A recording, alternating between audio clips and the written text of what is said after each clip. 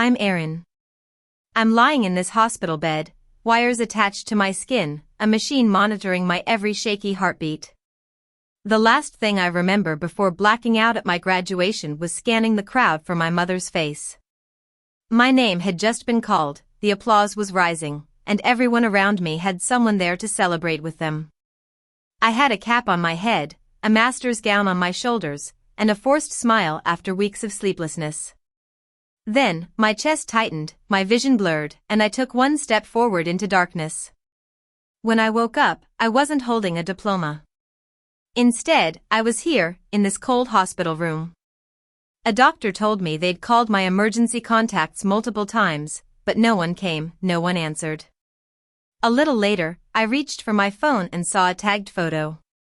It was a picture of my mother, father, and younger sister, Lily, smiling by the waterfront. The caption read, "A perfect family day." I didn't cry, I just stared until something inside me went still. A few days later, while I was still too weak to stand for long, my phone lit up with 75 missed calls and a text from my mother, "We need you. Answer immediately." I blocked the number. But before I tell you what I did next and why that message was the worst mistake my family ever made, let me take you back to where it all began. I grew up in Maplewood, a small town where everyone knew everyone else's business. Our house looked warm and inviting from the outside. My mother, Carol, was a stickler for cleanliness. She kept the house spotless and the family photo wall up to date, as if it were proof of a perfect family. But I knew, even as a child, that there were two sets of rules in our home. My younger sister, Lily, was the delicate one. She was artistic, emotional, and always needed special attention. I, on the other hand, was the responsible one. I was expected to handle everything, from packing my own lunches at the age of 7 to taking care of Lily when my mother was busy. One of my most vivid memories was from 6th grade. I'd spent weeks working on a history project at the kitchen table. I cut out maps, labeled timelines, and stayed up late to make it perfect. My mother promised she'd be at the school presentation. But on the day, she took Lily to a dance rehearsal instead. I stood there, holding my project, while other kids' parents cheered and took pictures. When I got home, my mother barely glanced at it and said, "That's nice, dear, but can you help Lily with her homework?" Another time, Lily accidentally broke a valuable vase. When my mother walked in and saw the mess, she immediately turned to me and said, "Erin, you should have been watching her." I ended up cleaning up the pieces while Lily sat on the couch, pretending to be upset. As I got older, the situation only got worse. In high school, Lily was always getting into trouble. She skipped classes, forgot assignments, but somehow, she was always forgiven. If I got a B instead of an A, my mother would scold me for not trying hard enough. The turning point came during my junior year. Lily took my father's car without permission and had a minor accident. When my mother found out, she immediately came up with a plan.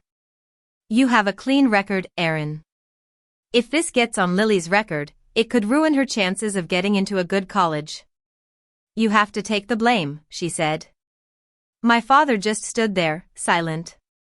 And there I was, 17 years old, being asked to lie for her. When the police came, I took the blame. No one thanked me, my mother just said, "Good, it's taken care of." That's when I realized I was just a solution to their problems, not a daughter. A few months later, my school counselor, Miss Thompson, noticed I was always in the library after school. One day, she asked me, "Erin, when are you happy?" I didn't know how to answer. I'd spent so many years being the responsible one that I'd forgotten what it was like to be truly happy. She encouraged me to apply to colleges far away, where I could build my own life. I applied to a university in San Francisco almost by chance. I was accepted with a scholarship, and when I told my parents, my mother was furious. "San Francisco? Why so far? Who's going to take care of Lily?" she said. I wanted to tell her that I'd always taken care of everyone but myself, but I just said I was going. San Francisco was a whole new world. It was fast-paced, expensive, and full of people who minded their own business. I loved it, even though it was tough. I started classes, got a part-time job at a local coffee shop, and tutored students in the evenings. I lived in a tiny apartment, but it was mine. But my family still found ways to reach me. My mother would call me with various problems. The car needed repairs, Lily needed money for a new art project, or the bills were piling up. At first, I sent money because I thought that's what a good daughter should do. But over time, it became a never-ending cycle. My mother once asked me to send her copies of my ID and a signed document, saying it was for some old family paperwork. I didn't think twice and sent it. I trusted her, even though every time I did, I felt like I was losing a part of myself. Lily was always changing her interests. One month she wanted to be a fashion designer, the next a musician.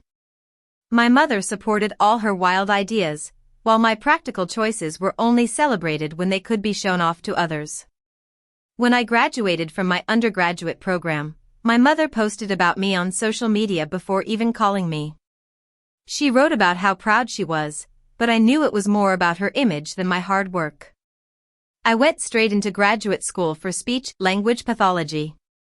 I loved working with pediatric patients, but my family's demands were taking a toll on me. I was constantly tired, my health was deteriorating, but I kept pushing myself. Then, Lily decided she needed a leased sports car. She said it was for her new brand. My mother called me and said, "It's just a formality, Erin. We all need to support Lily." I told her I couldn't co-sign. She got angry and said, "You're always making things difficult. Lily is under a lot of pressure." A fellow clinician at the rehab center, Mia, noticed my exhaustion.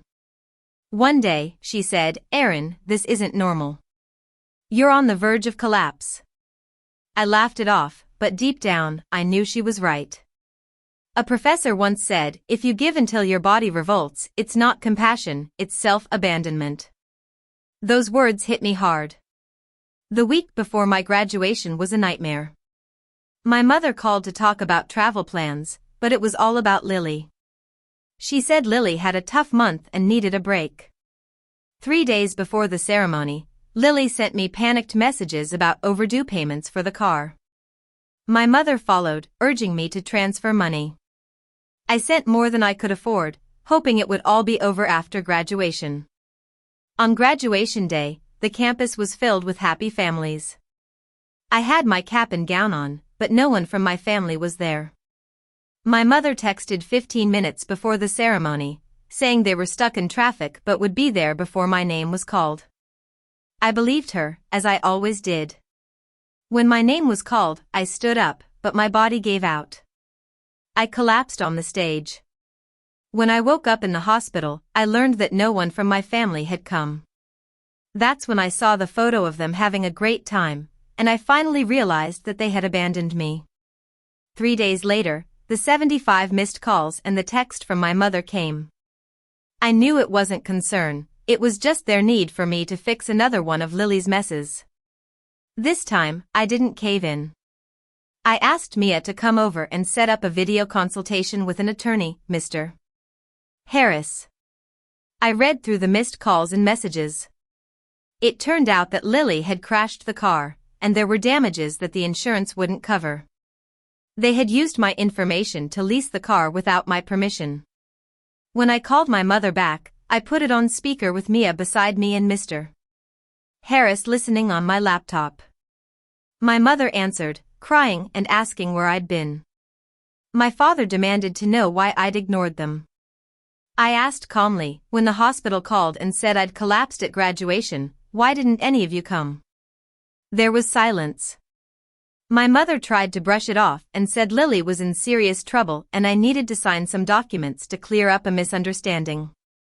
I told them I'd already spoken to an attorney.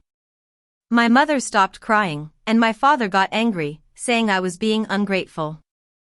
I told them no. I said I wouldn't confirm any document I hadn't signed knowingly, and any further use of my information would be treated as fraud. I also said, you didn't raise a daughter, you trained a backup plan." My mother gasped, and my father started shouting. I ended the call and took action.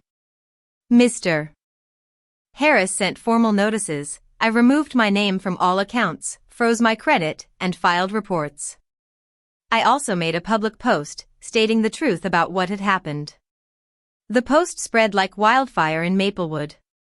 My mother lost her position on a community committee, Lily lost the car, and my father had to sell some of his assets to cover the damages. My family sent me emails for months, some angry, some manipulative, but I stopped reading them. I focused on my recovery. I stayed in therapy, learned about setting boundaries, and rebuilt my life. Mia became my emergency contact and a close friend. I finished my recovery, took on a full-time clinical role, and moved into a better apartment. Eventually, I started a support group for people dealing with burnout.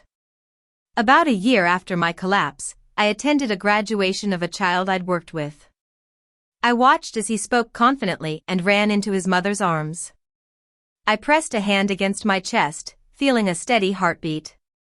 I didn't miss my family, I just missed the idea of what a family should be. And I knew that leaving them was the best thing I'd ever done.